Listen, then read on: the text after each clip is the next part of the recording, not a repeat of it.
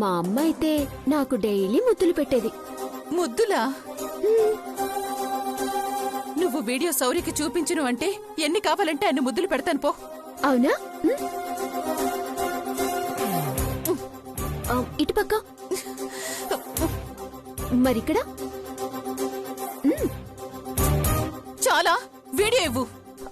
మరి గోదా కళ్యాణం నేనే దగ్గరుండి జరిపిస్తాను. మా అత్తయ్య బంగారం.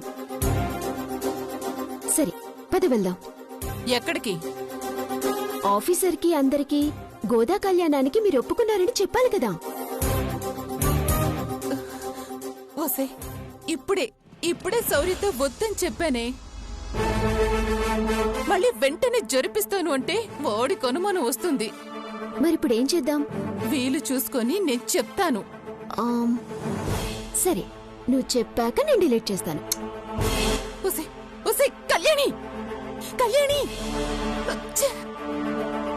ఇదేంటి, దీనికెలా దొరికిపోయాను? ఇప్పుడేం చేయాలి? గోదా కళ్యాణం జరిపించాలా వద్దా? అయ్యో,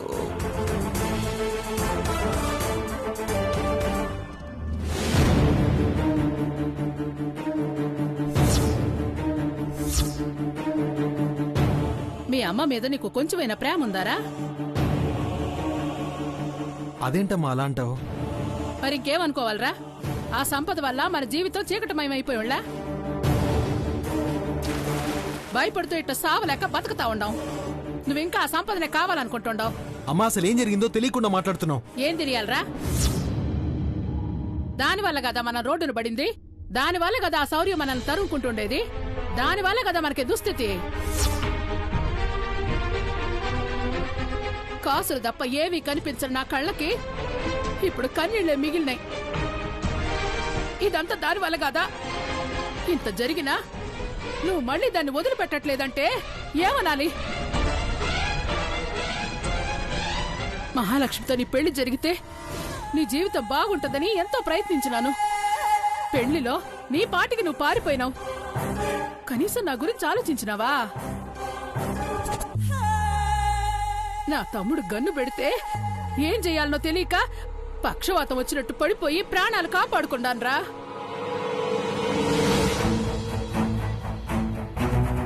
అనాథలాగా హాస్పిటల్లో ఒక్కదాన్ని చావు భయంతో నటించలేక సచ్చినాను. అయినా నువ్వు నా గురించి ఒక్కరోజు కూడా ఆలోచించలేదు. నీకు కావలసింది నిన్ను వదిలి వెళ్ళిపోయిన ఆ సంపద.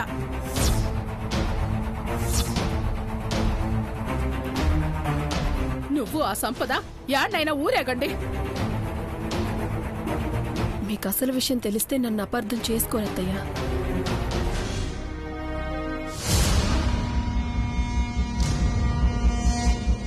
నేను ఆ ఇంటికి వెళ్ళింది సిద్ధు నచ్చుకో, లేకపోతే మీరు నచ్చుకో, లేకపోతే ఆ శౌర్యం మీద ప్రేమతోనా కాదు, కేవలం డబ్బు కోసం.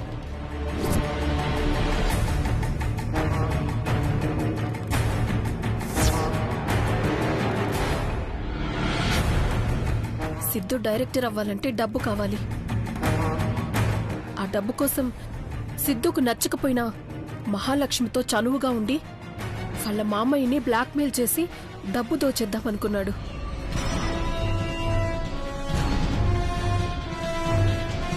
కానీ మీరు దాన్ని పెళ్లి వరకు తీసుకెళ్లారు.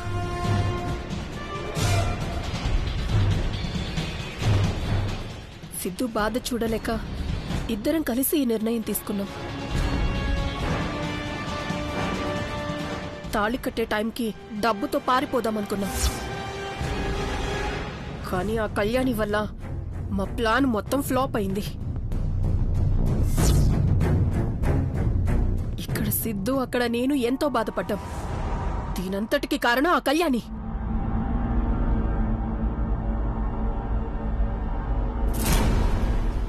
మన బాధకు కారణమైన ఆ కళ్యాణిని మాత్రం వదిలిపెట్టనమ్మా.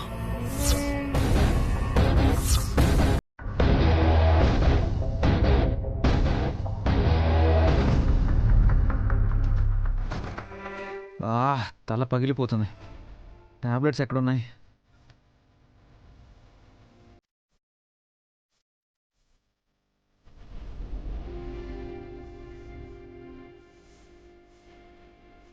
ఆఫీసర్, ఏం వెతుకుతున్నారు? ఏం లేదు. చెప్తే కదా తెలిసేది. ఏం కావాలి? తలనొప్పి. టాబ్లెట్ ఎక్కడుంది? టాబ్లెట్స్ లేవు ఆఫీసర్. బాగుంది, ఉండండి. ఓహ్. కూర్చోండి, నేను రాస్తాను. అవసరం లేదు. ఇటు. అలా ఎలా కుదురుతుంది? ఎవరికి వాళ్ళు రాసుకుంటే త్వరగా తగ్గదు. ప్రేమగా ఎవరైనా రాస్తే త్వరగా తగ్గుతుంది. దీన్ని టచ్ థెరపీ అంటారు. అందుకే నేను రాస్తాను.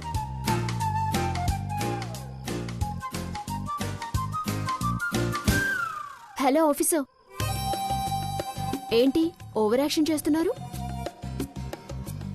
ఇది మీ స్టేషన్ కాదు, ఇల్లు. ఇక్కడ మీరు హెడ్ ఆఫీసర్ కాదు, నేను. సైలెంట్గా కూర్చోండి. నా సంగతి మీకు పూర్తిగా తెలీదు. పోనీలే, తాళి కట్టిన భర్త అని గౌరవంతో వినమ్రురాలిగా ఉంటున్నాను. నా ఒరిజినల్ క్యారెక్టర్ బయటికొస్తే తట్టుకోలేరు. కూర్చోండి. కళ్యాణి, వద్దని చెప్తే నీకు అర్థం కాదా? నా పర్మిషన్ అవసరం లేదా? అచ్చా, పర్మిషన్ కావాలా? సరే, తీసుకుంటాను. కానీ తమరు నా మెళ్ళో తాళి కట్టే ముందు నా పర్మిషన్ తీసుకున్నారా? కనీసం నాకు చెప్పారా? లేదే. అప్పుడు గుర్తుకురాని పర్మిషన్ ఇప్పుడు గుర్తుకొచ్చిందా? బావుందయ్యా. అది వేరు, ఇది వేరు. ఏం వేరు కాదు. పైగా అప్పుడు మనం ఒకరికొకరం ఏమీ కాము. కాని ఇప్పుడు పంచభూతాల సాక్షిగా ఒక్కటైన భార్య భర్తలం. ఒకరి మీద ఒకరికి సర్వాధికారాలు ఉంటాయి.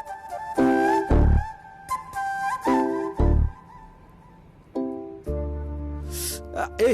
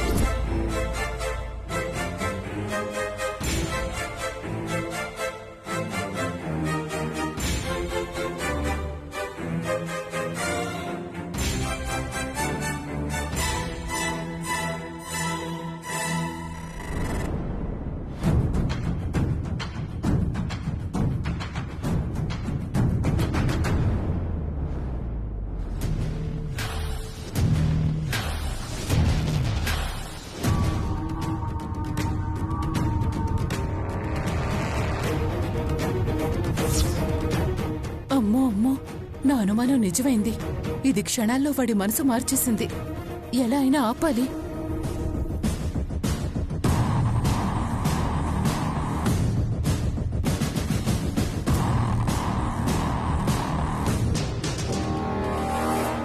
అమ్మో, నొప్పి! శౌర్య!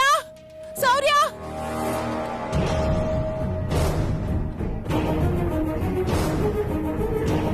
శౌర్య!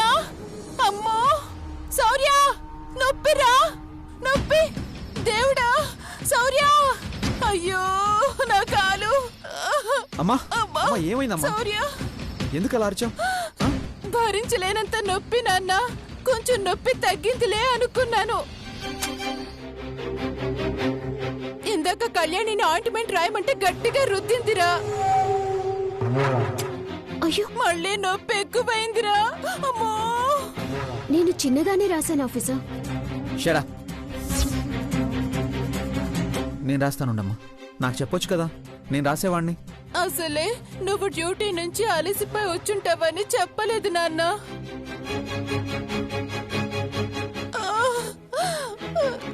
అమ్మా,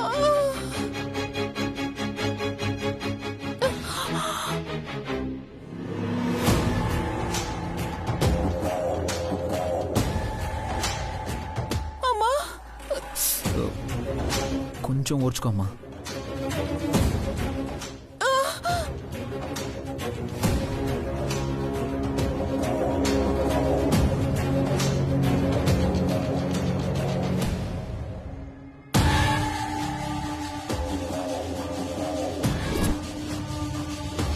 నా కొడుకు నిన్ను అతుక్కుపోయి ఉండేలా చేసుకోవాలని నువ్వు చూసే ప్రతిసారి నా కొడుకు నన్ను అంటి పెట్టుకుని ఉండేలా చేస్తాను.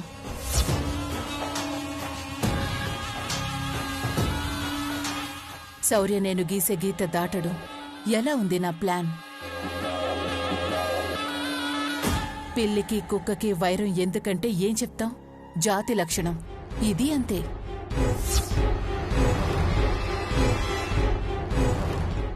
ఏదో ఒకరోజు మీరే నన్ను అర్థం చేసుకుంటారత్తయ్య. చాలానే అర్థం చేసుకున్నానులే.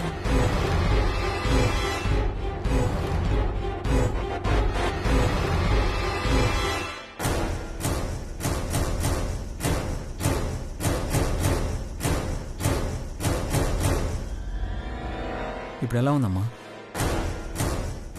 పర్వాలేదు నాన్న, నీ ప్రేమకి నొప్పి తగ్గిపోయింది.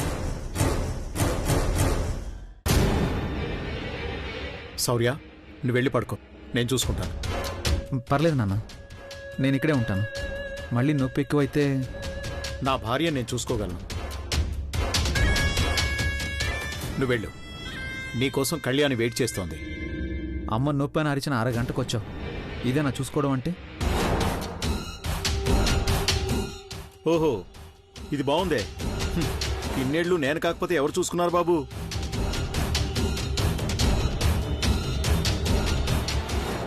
వెళ్ళు, మీ అబ్బాయిని భార్యని ప్రేమగా చూసుకో. ఏవండి, వాడు ఉంటాను అంటున్నాడు, ఉండనివ్వచ్చుగా. రాత్రంతా నీ దగ్గర జాగారం చేస్తే రేపు ఆ డ్యూటీకి వెళ్ళినట్టే. శౌర్య, నువ్వెళ్ళు.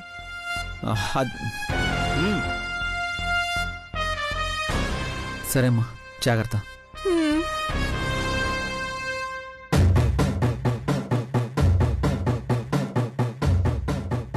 వెళ్ళమ్మా.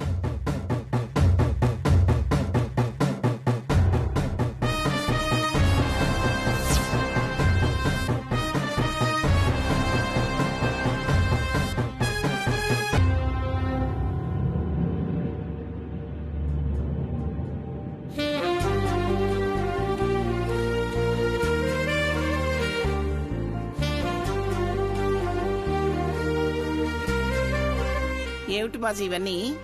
ఇంత ఉదయాన్నే పూలు పళ్ళు అవన్నీ తీసుకొస్తున్నావు? పూజ ఉంది కదమ్మా, పూజ అంటే మరి ఇవన్నీ కావాలి కదమ్మా.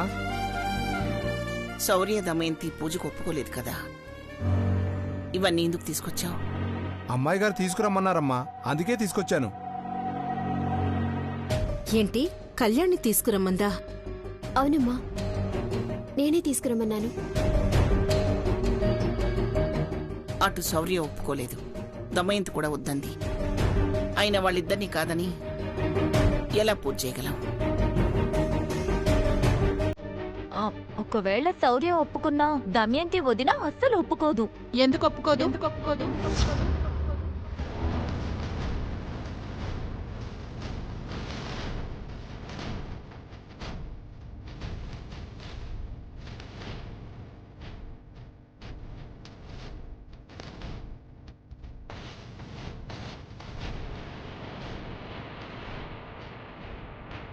అంటే నువ్వు ఒప్పేసుకున్నావా వదినా? ఒప్పుకోక చస్తానా? ఆనందంతో నేను వేసిన 4 అడుగులు కళ్యాణి ఫోన్లో ఇరుక్కున్నాయి. నేను తన చేతిలో ఇరుక్కున్నాను. అయినా కొంత టైం ఉందిగా, ఆ వీడియో ఎలాగైనా డిలీట్ చేసి మాట మార్చాలి. మాట్లాడి వింటి దమయంతి. ఏంటి వదినా, నువ్వు చెప్పేది నిజమేనా? ఇలాంటి విషయంలో అబద్ధం చెప్తానా? నేను పూజకి ఒప్పుకుంటున్నాను.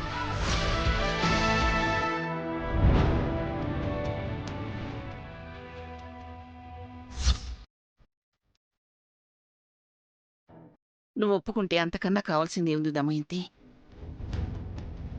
శౌర్య, మీ అమ్మ పూజకు ఒప్పుకుందిరా?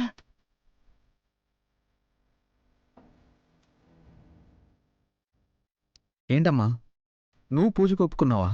ఒప్పుకోలేదురా, ఒప్పించింది.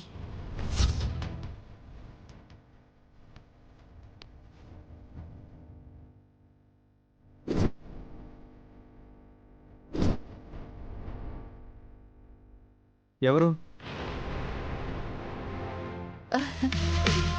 ఇంకెవర్రా, ఆ గోదాదేవే.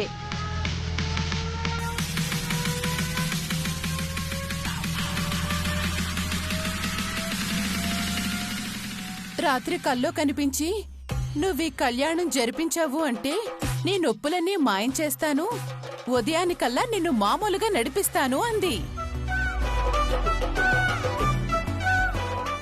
అమ్మవారు అడగ్గానే కాదనగలమా?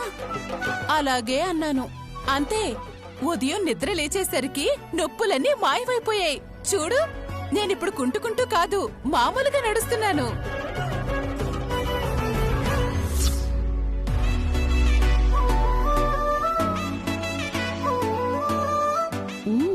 మా అత్త దగ్గర మామూలు టాలెంట్ లేదుగా. యాక్టింగే అనుకుంటే వదిలితే సినిమాలకి కథలు కూడా రాసేలా ఉంది. నొప్పి తగ్గగానే లేచి తిరుగుతున్నావా? డాక్టర్ గారు చెప్పారు కదా రెస్ట్ తీసుకోమని. అమ్మవారే అభయం ఇచ్చాక డాక్టర్ మాటలదేముందిరా. ఈ రోజు మన ఇంట్లో గోదా కళ్యాణం జరుగుతుంది.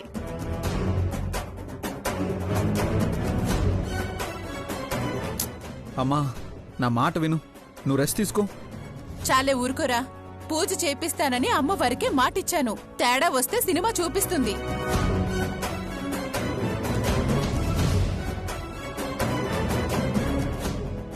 సినిమా ఏంటొదినా? అదే కోపం వస్తుంది అంటున్నాను.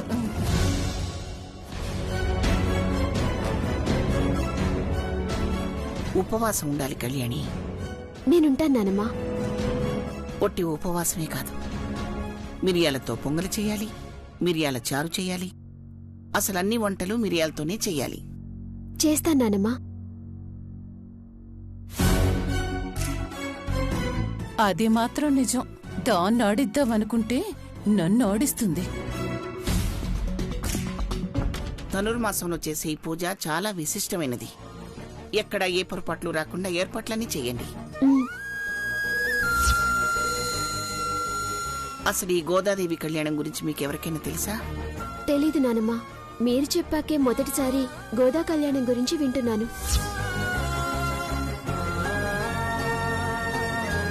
తెలియకుండా ఏ పని చేసినా దాని ఫలితం సరిగ్గా ఉండదమ్మా. ముఖ్యంగా ఈ పూజలు వ్రతాల విషయంలో పూర్తిగా తెలుసుకుని చెయ్యాలి.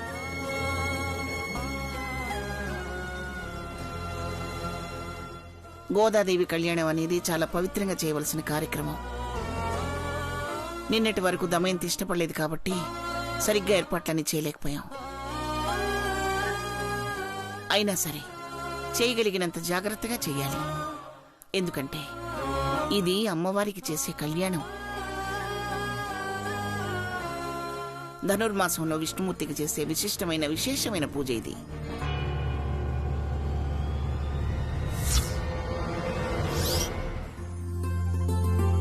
మనమెంత భక్తి శ్రద్ధలతో చేస్తామో అంతగా శ్రీమన్నారాయణుడి దయ మనకు లభిస్తుంది. ముఖ్యంగా పూజలో కూర్చునేది నువ్వు కాబట్టి ఆ నియమాలన్నీ నువ్వే శ్రద్ధగా పాటించాలి కళ్యాణి. అలాగే నానమ్మా.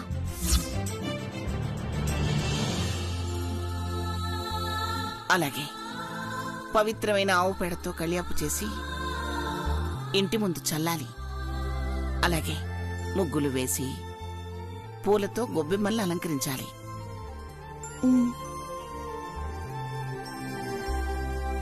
విగ్రహ ప్రతిష్ఠ చేసిన తర్వాత మధుసూదనుడి వ్రతం చేసి గోదాదేవి కళ్యాణం జరిపిస్తాం.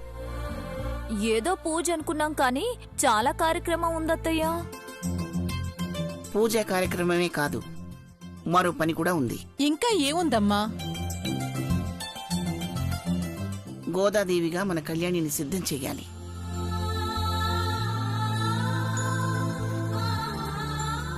ఏదో చిన్న పూజని దానికి అడ్డుపడితే ఇది చాలా పెద్ద కార్యక్రమమే.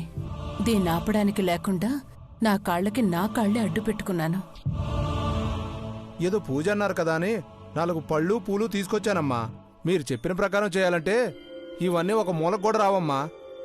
అందుకే ఏదైనా చేసేటప్పుడు దాని గురించి పూర్తిగా తెలుసుకోవాలి. పైగా ఈ రోజే చేస్తే చాలా మంచిది. పదండి పదండి, త్వరగా కావాల్సిన ఏర్పాట్లన్నీ చేద్దాం. పదండి. అలాగేనమ్మా. రండి.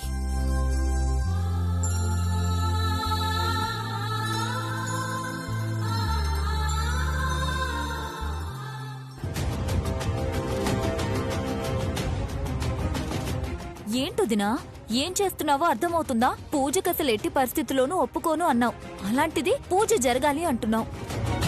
తప్పదు, జరగాలి మరి. అదే వద్దు అన్నదానివి ఎందుకు జరగాలంటున్నావు? శౌర్య కళ్యాణి ఒక్కటి కాకూడదని కాలు విరిగినట్టు ఇంత యాక్టింగ్ చేసిన దానివి నువ్వే వాళ్ళిద్దరితో గోదాదేవి పూజ చేయించాలని ఎందుకంటున్నావో అసలు అర్థమే కావట్లేదు. చెప్పాను కదా, అమ్మవారే కనిపించి ఒప్పించింది అని. ఊరుకోదినా, నీకు గోదాదేవి కల్లోకి రావడం ఏంటి? అంతో ఇంతో పూజలు చేసిన వాళ్ళకే రావట్లేదు, అలాంటిది నీ కల్లోకొచ్చిందంటే నేను నమ్మను.